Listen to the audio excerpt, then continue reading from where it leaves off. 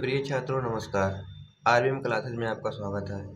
आज हम इस वीडियो में एनसीईआरटी गणित 10वीं का प्रश्नावली 3.1 हल करेंगे। तो देखिए इसमें प्रश्न क्रमांक एक में क्या लिखा है और इसको कैसे हल करना है। देखिए प्रश्न क्रमांक पहला है, ये लिखा है निम्न समस्याओं में रैखिक समीकरणों के युग्म बनाइए। मतलब दो समस्याएं दी हैं, दो प्रश्न दिया है, उसमें हमें रैखिक समीकरण युग्म बनाना है। रैखिक समीकरण युग्म का मतलब होता है कि रैखिक समीकरण के युग्म मतलब जोड़ा, मतलब दो समीकरण बनाना है। और रैखिक समीकरण मतलब जिस पर एक घात लगा रहेगा, जो चर संख्याएं रहेंगी उन पर एक घात लगा रहेगा। एक घात वाले समीकरण को रैखिक समीकरण कहते हैं। तो एक घात वाला समीकरण बनाना है और कितना समीकरण बनाना है? दो समीकरण बनाना है और उनके ग्राफीय विधि से हल ज्ञात कीजिए। और उनको हमें उसको ग्राफीय विधि से हल करना है। तो आप जानते ही होंगे कि समीकरणों को हल करने की चार विधियां हैं। एक है ग्राफीय विधि, एक है प्रतिस्थापन विधि, एक है विलोपन विधि और एक है वज्र गुणन विधि। तो इसमें से प्रश्न में लिख दिया है ग्राफीय विधि से हल कीजिए, तो हमें इसको ग्राफीय विधि से ही हल करना पड़ेगा। अगर कुछ नहीं लिखा होता, सिर्फ लिखा होता हल कीजिए, तो हम चारों में से किसी भी एक विधि से हल कर सकते थे। तो देखिए अब प्रश्न पढ़ते हैं, वो समस्या क्या है जो ऊपर प्रश्न में लिखा था। रैखिक समस्याओं, निम्न समस्याओं को देखिए ध्यान से। इसको लिखा है कक्षा 10 के, ये 10 लिखा है रोमन में, कक्षा 10 के 10 विद्यार्थियों ने एक गणित की पहली प्रतियोगिता में भाग लिया। तो देखिए कक्षा 10 के 10 में आप लोग हैं, समझ लीजिए कि आप ही क्लास के बच्चे हैं और बच्चों की संख्या कितनी है? 10 विद्यार्थी हैं। उन्होंने क्या किया? गणित की एक पहेली प्रतियोगिता में भाग लिया। गणित की एक पहेली प्रतियोगिता का मतलब है कि गणित के कुछ सवाल पूछ रहे हैं। 10 विद्यार्थी जो हैं वो आपस में एक दूसरे से सवाल पूछ रहे हैं और फिर दूसरा वाला व्यक्ति उसका, दूसरा वाला जो बच्चा है उसका आंसर दे रहा है। तो उसी में से एक सवाल है, क्या है उसको देखिए। यहाँ पर लिखा है यदि लड़कियों की संख्या लड़कों की संख्या से 4 अधिक हो तो प्रतियोगिता में भाग लिए लड़कों और लड़कियों की संख्या ज्ञात कीजिए। अब इसको देखिए, हमें इसको कैसे सॉल्व करना है। हमें दो बातें ध्यान रखनी है। पहला नंबर तो हमें दो समीकरण बनाना है। जब दो समीकरण बन जाएगा तो उसको हमें दूसरा नंबर ग्राफीय विधि से हल करना है। तो ग्राफीय विधि से कैसे हल किया जाता है, इससे पहले हमने एक वीडियो बनाया था। यदि आप ग्राफीय विधि से हल करना नहीं जानते हैं तो उस वीडियो को देख लीजिए, उससे आपको ये जब सवाल हम सॉल्व करेंगे तो आसान लगेगा। तो देखिए हमेशा जब भी ये सवाल लगाएंगे तो उसमें दो चीज़ रहेगा, हमेशा दो चीज़ रहेगा। एक को हम x मानेंगे और एक को हम y मानेंगे। वो क्या दो चीज़ है वो प्रश्न में पता चल जाएगा। जैसे इसमें क्या है दो चीज़, एक लड़का और एक लड़की है, तो हमें लड़कों और लड़कियों की संख्या मानना है। एक को हम x मानेंगे और एक को हम y मानेंगे। जो पहले रहेगा उसको x और जो बाद में रहेगा उसको y मानेंगे। और प्रश्न के आधार पर भी किसको x किसको y मानना है वो निर्भर करेगा। तो देखिए लिखा यदि लड़कियों की संख्या लड़कों की संख्या से 4 अधिक हो। लड़कियों की संख्या अधिक है किससे? लड़कों की संख्या से। मतलब अगर लड़कों की संख्या कुछ रहेगा तो उससे 4 ज़्यादा रहेगा लड़कियों की संख्या। तो हम लड़कों की संख्या निकालेंगे कितना है। तो सबसे पहले क्या करेंगे, ये ढूंढना रहेगा कि संबंध किससे दिया है। तो लड़कियों का जो संबंध है वो किससे है? लड़कों से। तो मानेंगे हम लड़कों की संख्या x है। तो देखिए यहाँ पर सवाल सॉल्व करना।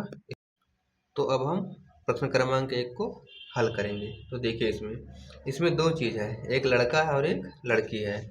ये प्रश्न को देख करके पता चल जाएगा कि क्या क्या हमें मानना है। तो हमेशा दो चीज़ दिया रहेगा, तो इसमें भी दो चीज़ दिया है, एक लड़का है और एक लड़की है। तो इसमें एक को x मान लेंगे और एक को y मान लेंगे। तो माना लड़कों की संख्या x है, माना लड़कों की संख्या कितनी है? x है। माना लड़कों की संख्या बराबर x, तथा लड़कियों की संख्या कितना मान लेंगे? y, तथा लड़कियों की संख्या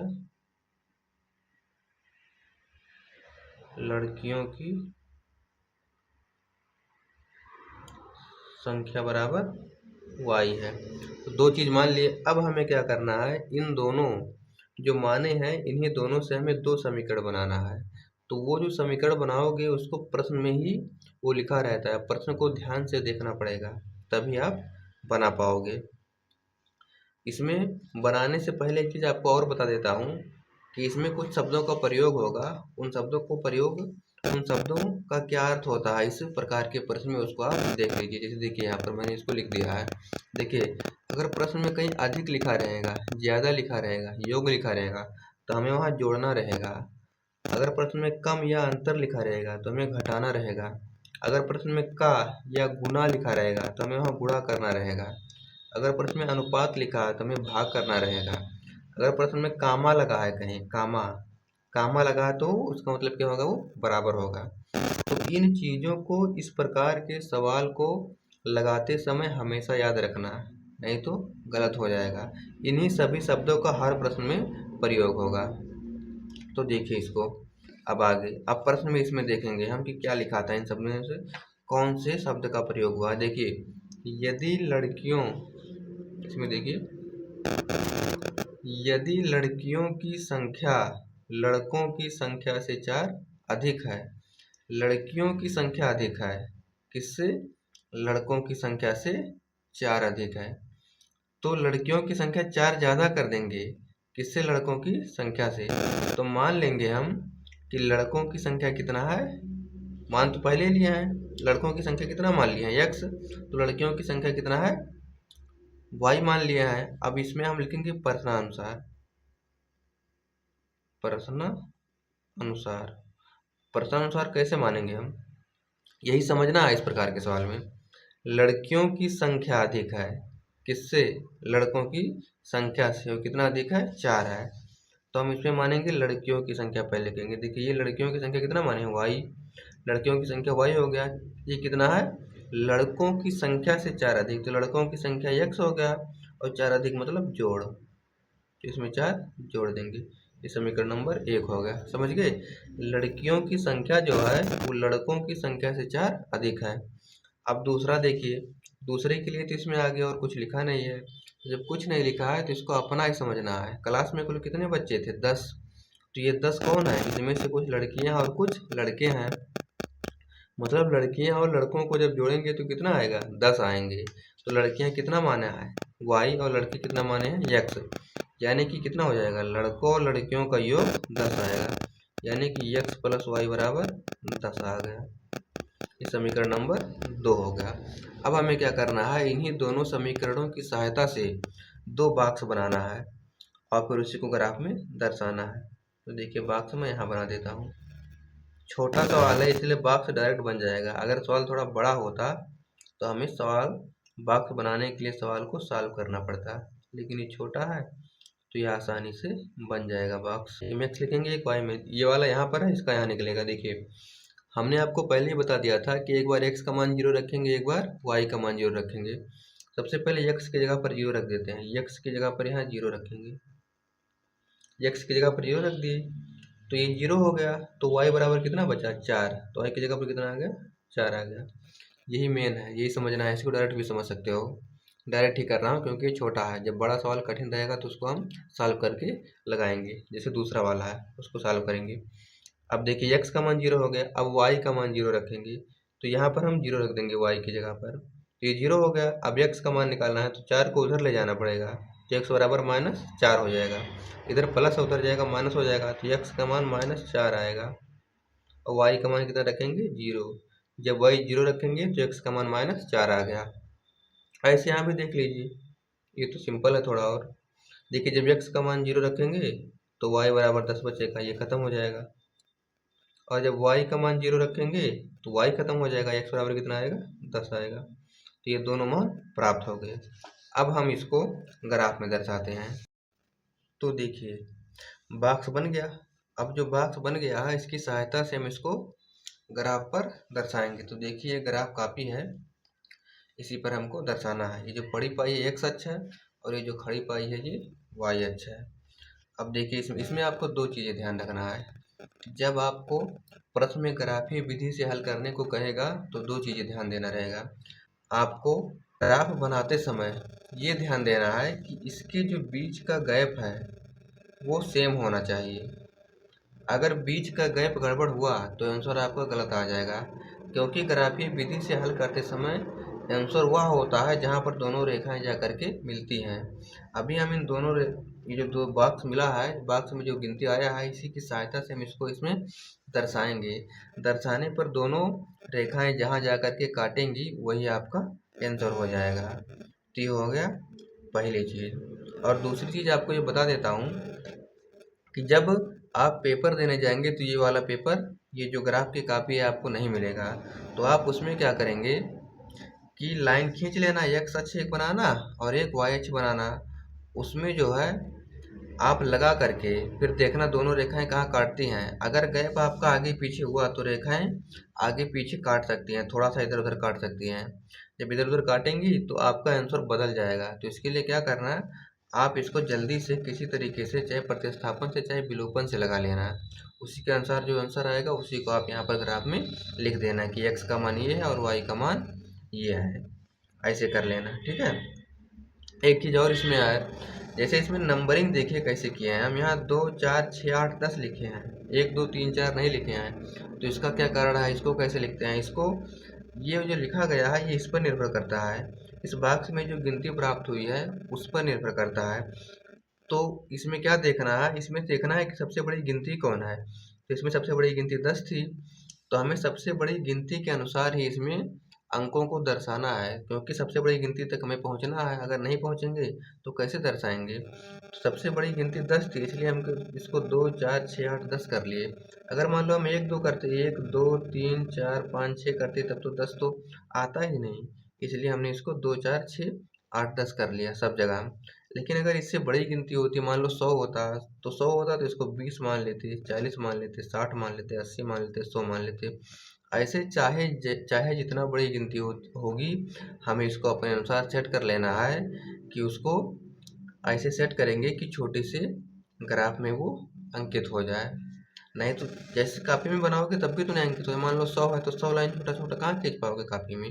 तो आप ऐसे ही उसको कर लेना। तो अब देखिए, अब हम इसको दर्शाने जा रहे हैं। तो देखिए पहला कितना है, x पर 0 है और y पर 4 है धन दिशा में। तो x पर 0 चलेंगे और y पर धन दिशा में 4 चलेंगे।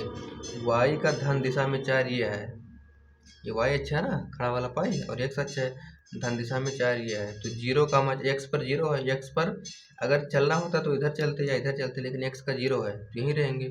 और y का 4 है, तो ये 0 का मान 4 हो गया। आगे x वाला लिखते हैं, पीछे y वाला लिखते हैं। 0 का मान 4 हो गया। और दूसरा कितना है, -4 का मान 0 है। तो x पर -4 है, y पर 0 है। x पर -4 है, -4 ये है x का, यहाँ हो जाएगा ये -4 का मान 0।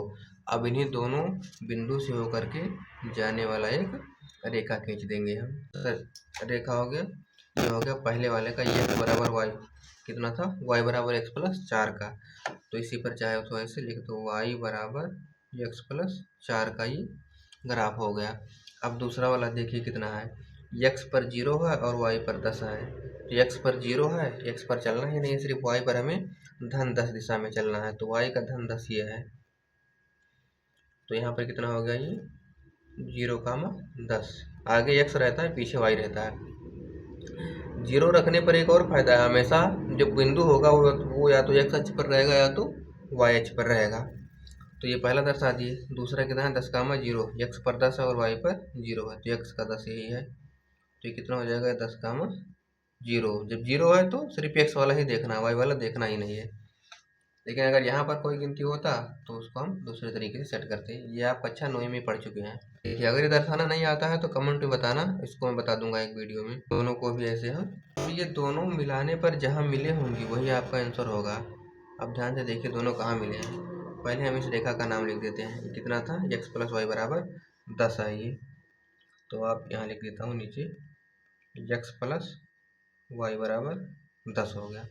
अब ध्यान से देखिए दोनों रेखाएं कहाँ मिली हैं। ये देखिए यहाँ पर आकर के मिली है। अब इसको देखना x पर कितनी दूरी पर है, y से कितनी दूरी पर है। तो देखिए ये 2 है, तो इन दोनों के बीच में 1 रहा होगा, ये 1 है। 2 है, ये 3 रहा होगा, तो x का मान कितना है? 3 है, तो x का मान 3 हो गया। और y का मान कितना है? देखिए 1 2 3 4, यहाँ 5 रहा होगा, 6 और एक यहाँ तब देखिए 7, इसी पर तो आकर के मिला है, तो 3 का 7 हो गया। अब देखिए यही गैप अगर आगे पीछे होता तो यहाँ 3 की जगह पर 4 हो जाता। ऐसे मान लो कि यहाँ पर थोड़ा आगे आ जाता, या आगे पीछे इधर ये ऊपर नीचे भी हो सकता था। तो अगर थोड़ा सा भी गलत होगा, मतलब ये थोड़ा सा भी गैप अगर आगे पीछे होगा तो ये गलत हो जाएगा। तो इसलिए ग्राफ से जब भी लगाने को कहेगा तो आप इसको पहले प्रतिस्थापन या विलोपन विधि से हल कर लेना। आपको जो अच्छा लगता होगा, जो आसान लगता होगा, उससे इसे हल कर लेना। तो यही आंसर हो गया। x का मान कितना है? 3 और y का मान कितना है? 4। x मतलब क्या था? लड़कों की संख्या। लड़की कितनी हो गई? 3 और लड़कियां कितनी हो गई? 7 हो गई। तो यहाँ लिख देंगे कि अतः लड़कों की संख्या कितना है? लड़कों की संख्या x बराबर कितना आ गया? 3, और लड़कियों की संख्या y बराबर कितना आ गया? 7 आ गया। यही आपका क्या हो गया? आंसर हो गया। अब इसको प्रश्न से आप संतुष्टि भी कर सकते हो। देखो प्रश्न में क्या लिखा था कि कक्षा में कुल कितने लड़के थे? 10 थे। तो देखो 7 और 3 10 आ जाएगा। और फिर क्या लिखा था कि लड़कियों की जो संख्या है, यहाँ देख लीजिए प्रश्न में, कि लड़कियों की जो संख्या है वो लड़कों की संख्या से 4 अधिक है। तो देखिए इसमें एक तो लड़कियों की संख्या 7 है, लड़कों की संख्या से 4 अधिक है कि नहीं? 3 4 7 होता है, 4 ही अधिक है, यानी कि प्रश्न को भी संतुष्ट करता है। तो यही क्या हो गया? आपका आंसर हो गया। अब हम प्रश्न क्रमांक 2 देखेंगे। देखिए इसमें क्या लिखा है। 5 पेंसिल तथा 7 कलमों का कुल मूल्य 50 रुपया है।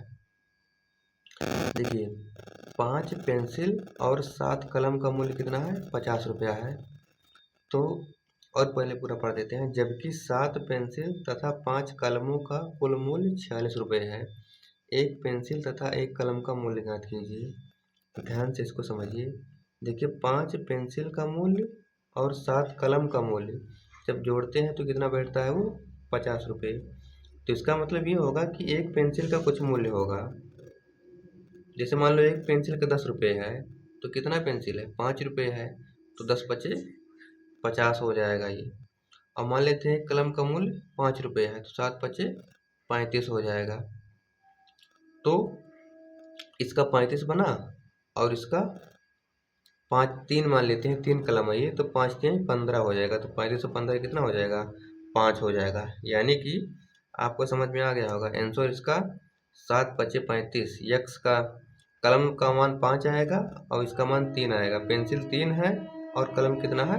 7 है। इसको हल करते समय क्या ध्यान देना है? देखिए 2 चीज़ है, एक पेंसिल और एक कलम है, तो एक एक का तो पूछा है, तो इसमें मान लेंगे, माना एक पेंसिल का मूल्य 1 रुपया है तथा एक कलम का मूल्य y रुपया है। तो देखिए इसको हल कर रहा हूँ मैं यहाँ पर। ये जो हल है ये दूसरा है। इसमें लिखेंगे माना एक पेंसिल का मूल्य, माना एक पेंसिल का मूल्य कितना है? 1 रुपया, तथा एक कलम का मूल्य, कलम का y रुपया, ये 2 मान लिए। अब यहाँ लिखेंगे हम प्रश्नानुसार। प्रश्नानुसार ही इम्पोर्टेंट होता है। इसको कैसे हम सेट करेंगे? 2 समीकरण बनाना है ना इन्हीं दोनों की सहायता से। देखिए एक पेंसिल का मूल्य कितना मान लिए? 1 रुपया। कितना पेंसिल था? 5 रुपया। तो अगर एक पेंसिल का मूल्य 1 रुपया है तो 5 पेंसिल का 5x हो जाएगा। इसका गुणा करना होता है। जिसे समझिए इसको मान लेते, अगर हम यहाँ माने होते कि एक पेंसिल का मूल्य 10 रुपया माने होते, 3 माने होते, चलो मान लेते, माना एक पेंसिल का मूल्य 3 रुपया, तो मानना गिनती में आप नहीं मान सकते हो, आपको पहले से नहीं पता है आंसर, अभी सॉल्व करोगे तब निकलेगा, इसलिए हम अचर पद मानते हैं। अगर मान लेते हैं, समझने के लिए बता रहा हूँ, अगर मानते कि माना एक पेंसिल का मूल्य 3 रुपया होता तो कितना पेंसिल है? 5 पेंसिल है। तो अगर एक पेंसिल का मूल्य 3 रुपया है और 5 पेंसिल है तो कितना रुपया बनता? 5 पेंसिल का 5 या 15, तो 15 रुपये का पेंसिल हो जाता।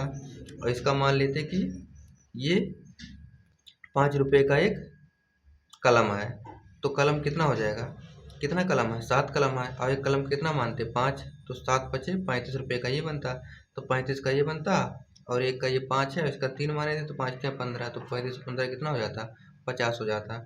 मतलब इसको इसे समझ लेना है कि जब हम प्रश्नानुसार लिखेंगे तो जितनी संख्याएं रहेंगी पेंसिल और कलम की जो माने रहोगे उसको उससे गुणा करके जोड़ना है। जोड़ना है ना, क्योंकि 35 और 15 जोड़ेंगे तभी तो 50 आएगा, तो इसको जोड़ना है। इस प्रकार के आगे भी प्रश्न है, ये पैटर्न इसको समझ लीजिए, ऐसे करके इसको लिख लेना। तो प्रथम आंसर लिखेंगे हम यहाँ पर 5x प्लस 7 कलम था ना तो 7y, और दोनों को जोड़ेंगे तो कितना रुपया बनेगा, ये 50 रुपया बनेगा। ये हो गया समीकरण नंबर 1 हो गया। ये समझिए, जो भी संख्या दिया रहेगा उसका उस संख्या को हमें जो मानोगे मूल्य, एक वस्तु का मूल्य उससे गुणा कर देना है, बस इतना याद रखे रहना। इसी प्रकार से दूसरा देखिए, आपकी 7 पेंसिल है और 5 कलम है, तो 7 का x से गुणा करोगे, पेंसिल का एक पेंसिल का x रुपया है तो 7x, और प्लस कलम कितना माने हो y 5y, 7x plus 5y, इसी का उल्टा कर दिया गया है 7x प्लस 5y, तो कितना रुपया बनता है, 46 रुपया बनता है। प्लस प्रश्न में ये लिखा है कितना होता है, ये 7x, 7 पेंसिल तथा 5 कलमों का मूल्य 46 रुपये है, तो यहाँ कितना लिख देंगे, 46 लिख देंगे। समीकरण नंबर 2 हो गया। अब हमें क्या करना है, इन्हीं समीकरणों से हमें मान निकालना है, बॉक्स बनाना है। तो देखिए, आप लोग कहिए तो इसको डायरेक्ट मैं बॉक्स बनाता हूँ या इसको विस्तार में बना देता हूँ। चलिए इसको विस्तार से बता देता हूँ। यहाँ पर लिखता हूँ समीकरण 1 से, समीकरण 1 से लिख दिया। अब इसे हमें समीकरण 1 को यहाँ पर उतारना है। यहाँ पर लिख रहा हूँ छोटा छोटा करके। देखिए 5x प्लस 7y बराबर 50। हमें x का मान निकाल लेना है यहाँ से। यहाँ पर जो पहले लगा रहे थे पहला सवाल, तो उसमें x का मान निकला था, तो x का मान निकालने के लिए 7y को उधर ले जाना पड़ेगा। तो 5x बराबर 50 माइनस 7y, अभी 5 को नीचे लाना पड़ेगा, तो x बराबर 50 माइनस 7y बटा 5 हो गया। ये हो गया पहला। अब हम यहाँ से इसका मान निकाल लेते हैं बॉक्स बना करके। तो पहले सॉल्व भी कर लेते हैं, तो दूसरा वाला निकालते हैं। अब देखो, अब समझो यहाँ से समझे। अभी हमने आपको क्या बताया, एक बार हम x की जगह पर 0 रखेंगे और एक बार हम y की जगह पर 0 रखेंगे। तो ये अगर हम x की जगह पर 0 रखते हैं यहाँ पर, तो 0 हो जाता, 50/7 आ जाता, ये दशमलव में आ जाता, ये नहीं लग पाता। तो अब देखिए यहाँ पर आपको क्या करना पड़ेगा, दूसरी गिनती भी सोचना पड़ेगा, क्योंकि 0 रखने पर दशमलव में आ जाएगा, और ये दशमलव में आ जाएगा तो उसको ग्राफ में दर्शाना थोड़ा सा कठिन हो जाएगा। बस बाकी आंसर तो वही आएगा, लेकिन दशमलव वाला दर्शाना थोड़ा सा कठिन हो जाएगा। तो इसलिए हम ऐसा गिनती रखेंगे कि दशमलव में ना आए। तो कभी कभी ऐसा भी हो सकता है कि आपको 0 ना रखना पड़े। लेकिन यहाँ देखिए y तो 0 हम एक बार रख सकते हैं। ये देखिए, अगर हम y की जगह पर 0 रखेंगे तो 7 0 0, ये खत्म हो जाएगा, सिर्फ बचेगा 50/5। तो 50/5 5 से कट जाएगा, तो यहाँ पहले हम रख लेते हैं y बराबर 0 रख लेते हैं, तो y की जगह पर 0 हो गया, तो x का मान कितना आ गया, 10 आ गया।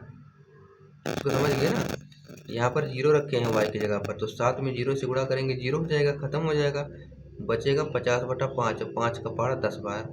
ये तो हो गया, लेकिन दूसरा वाला कैसे मिलेगा। देखिए, अब हम अगर यहाँ पर 1 रख देते, 1 रखेंगे, अच्छा x अगर 0 रखें तो देखो क्या होगा, अगर हम x यहाँ 0 रख देंगे तो ये 0 हो जाएगा, 5 उधर करेंगे तो 5 0 0 हो जाएगा, फिर बचेगा 50 माइनस 7y, 7y उधर ले जाएंगे प्लस हो जाएगा, 7y बराबर 50 हो जाएगा। फिर 7 को नीचे लाएंगे तो 50/7 होगा, और जब 50/7 होगा तो 7 से 7 जो है 50 से 50 जो है 7 से वो नहीं कटेगा, यानी कि दशमलव में आ जाएगा। तो इसलिए क्या करना है, हम कोई ऐसा गिनती सोचेंगे जिससे दशमलव में ना आने पाए। तो देखिए, इसी समीकरण में आप कोई दूसरा सोचो, जैसे मान लो आप हम यहाँ 1 रख देते हैं, जैसे मान लो यहाँ पर 1 रख देते हैं हम, तो ये हो जाएगा 50 माइनस 7 गुणे 1 बटा 5, 7 का नाम 7, तो 50 में 7 जाएगा 43, 43/5 नहीं कटेगा। ऐसे 2 रख करके सोचो, 7 दूनी 14 हो जाएगा, तो 14 नहीं होगा, तो 3 रखोगे 7 तक 21 हो जाएगा, 21 से भी नहीं कटेगा। ऐसा करो कि 5 से कटने वाला, 5 से तभी कटेगा जब पीछे 5 आए या 0 आए।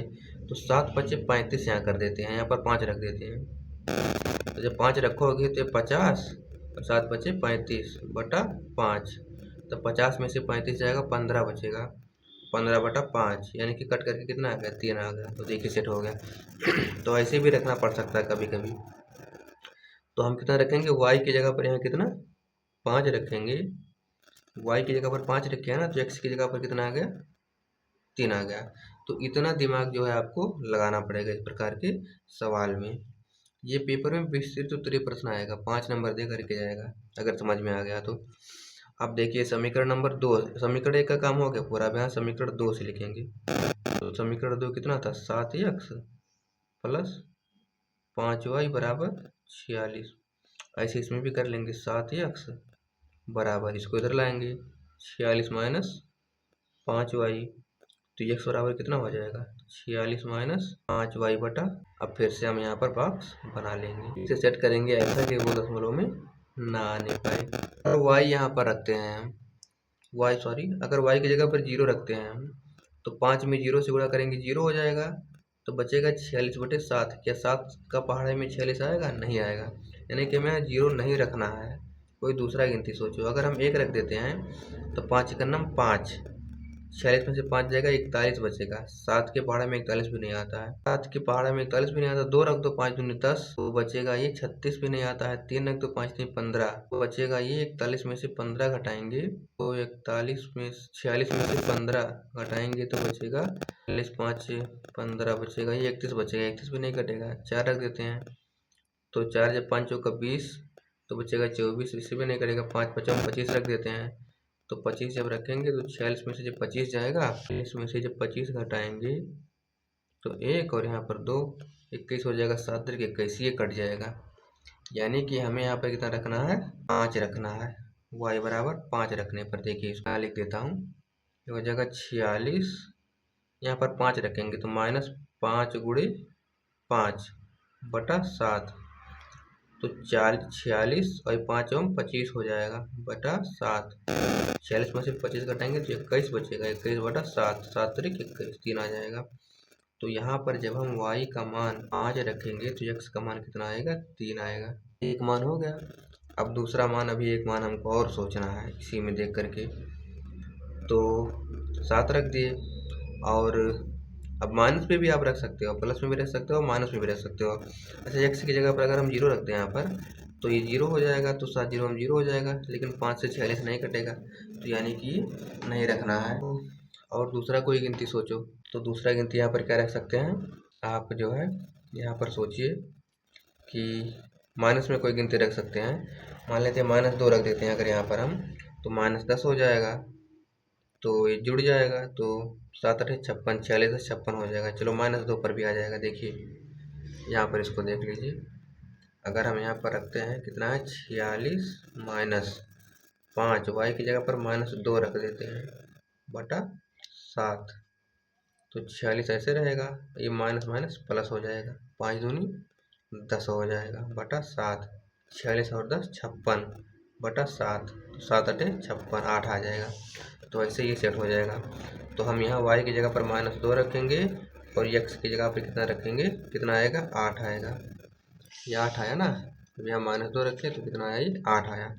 तो ये अब जा कर के ये ग्राफ बना है, ग्राफ नहीं बना है, अब जाके बॉक्स बना है। अब इस बॉक्स को हम ग्राफ में दर्शाएंगे, तब आंसर हमें प्राप्त होगा।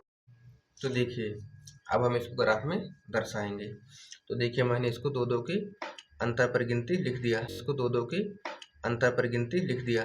2 के अंतर पर गिनती इसीलिए इसमें भी लिखा क्योंकि इसमें भी सबसे बड़ी गिनती कितना है, 10 है, 10 लाना था, तो 10 तक हम पहुंच चुके हैं। तो देखिए इसमें अब पहला बॉक्स में कितना लिखा है, पहले बॉक्स में लिखा है x पर 10 चलना है, y पर 0 चलना है, तो 10 का 0 हो जाएगा। ये x पर 10 चलना है और y पर 0, तो x पर जब 10 चलेंगे तो x का 10 यही है, और y पर 0 रखना है तो y पर तो चलना ही नहीं है, तो कितना हो गया, 10 का 0 हो गया। दूसरा कितना लिखा है 3 का 5। अब देखिए इसमें दोनों गिनती है, अब इसको कैसे करेंगे। देखिए x पर 3 चलेंगे, y पर 5 चलेंगे धन दिशा में। x का धन 3, 3 यहाँ बीच में पड़ेगा, 2 और 4 के बीच में पड़ेगा 3, ये 3 हो गया। और y का 5 धन दिशा में, तो 5 यहाँ पड़ेगा। तो क्या करना पड़ता है, इन दोनों का ये दोनों कहाँ आगे जा करके मिलेंगे। देखिए इसको आगे बढ़ाओ और इसको आगे बढ़ाओ, तो ये दोनों आगे आ करके यहाँ पर मिलेंगे इस बिंदु पर। ये बिंदु कितना हो गया, वो 3 का 5 हो गया, ये 3 का 5 हो गया। अब इसी से होकर के जाने वाला हम यहाँ पर रेखा खींच देंगे। यही ध्यान देना है इसमें, अगर ये गलती होगा कहीं तो आपका आंसर भी गलत हो जाएगा, दूसरी बिंदु पर कहीं जा कर के मिला अगर तो। देखिए हल्का से हट गया। दूसरा वाला दर्शाएंगे। दूसरा वाला देखिए कितना है, 3,5, x पर 3 y पर 5, वो तो यही है, x पर 3 y पर 5 ये भी था ना। यहाँ पर फिर से आएगा 3,5, यही है ये 3,5, यही यानी कि ये आंसर आएगा 3,5। ये आपको शुरुआत में बता दिया था। फिर x पर 8 और y पर -2। x का धन दिशा का 8 ये है और y का -2 किधर है। y का माइनस x का धन दिशा का 8 और y का माइनस x का धन दिशा का 8 और y का -2 कहाँ है। ऐसे बता रहा हूँ, देखिए x का 8 और y का -2, x पर 8 चलना है ये है और y पर -2 कहाँ है, ये है। इन दोनों का छेद देखना है, ये और ये दोनों आकर के यहाँ पर मिलेंगे, तो ये हो जाएगा 8 का -2 हो गया। अब इन दोनों से होकर जाने वाला रेखा खींच देना है हमें। एक बिंदु ये, एक तो वहीं पर उसी बिंदु पर आ गया था ना 3,5 पर ही, तो जहाँ दोनों रेखाएं काटेंगी वहीं आपका, तो देखिए इसमें तो डायरेक्ट ही काट दिया तो कोई दिक्कत नहीं है, ये आसान हो गया। इसको आप बिना ग्राफ के भी बना सकते थे, तो किसी बिंदु पर काट दिया है, ये दोनों कट गया, तो यही जो है क्या हो गया, आपका आंसर हो गया। रेखा का नाम भी लिख सकते हो, ऊपर वाला जो है, ऊपर वाला कितना है 5x + 7y बराबर 50, ये 5x + 7y बराबर 50 है, और ये रेखा कितना 7x + y बराबर 46 है, ये दोनों हो गया। यही दोनों पर आकर के मिले हैं, तो x का मान 3 और y का मान 5 है, यानी कि x क्या था, पेंसिल का मूल्य। तो एक पेंसिल का मूल्य कितना है, एक पेंसिल का मूल्य x बराबर कितना आ गया 7, x बराबर 3 आ गया, तो यहाँ लिखना आता है पेंसिल का मूल्य x बराबर 3 रुपया, मतलब एक पेंसिल 3 रुपया का है, तथा एक कलम का मूल्य y बराबर कितना आया है 5 रुपया आया है। अब इसको प्रश्न में रख करके आप संतुष्टि भी कर सकते हो। देखिए एक पेंसिल 3 रुपये का है तो कितना पेंसिल था, 5 पेंसिल था, तो 3 गुणे 5 हो जाएगा 15, और एक कलम कितने का है 5 रुपये का, कितना कलम था 7 था, तो 5 गुणे 7, तो 15 ये हो जाएगा और प्लस 35 हो जाएगा, तो 15 35 कितना हो जाएगा 50। तो ये तो प्रश्न में कह रहा था कि 5 पेंसिल और 7 कलमों का मूल्य कितना है 50 है। ऐसे इसको देख लेते हैं, जबकि 7 पेंसिल तथा 5 कलमों का मूल्य कितना है 46 है, तो 7 पेंसिल है तो आपकी एक पेंसिल का मूल्य 3 है और कितना है 7 है, 3 गुणे 7 हो जाएगा, और एक कलम का मूल्य 5 है, 5 कितना है, ये 5 ही है, 5 कलम लिखा था ना, तो 5 25 हो जाएगा और 3 सत्ते 21 हो जाएगा, तो 21 से 25 कितना आ जाएगा 46 हो जाएगा। तो देखिए प्रश्न में यही तो लिखा था कि 7 पेंसिल तथा 5 कलमों का मूल्य कितना है 46 है, 7 पेंसिल तथा 5 कलमों का मूल्य 46 है, तो ये आपका आंसर हो गया। तो ये जो प्रश्न है ये विस्तृत उत्तरीय प्रश्न में आएगा, आपको पूरा 5 नंबर दे करके जाएगा। तो ठीक है, अगर वीडियो अच्छा लगा तो चैनल को सब्सक्राइब कर लीजिए, इससे मैं जो भी नया वीडियो बनाऊंगा उसका नोटिफिकेशन आपके पास पहुंचेगा और आप आसानी से उसका अध्ययन कर सकते हैं। पूरा वीडियो देखने के लिए बहुत बहुत धन्यवाद।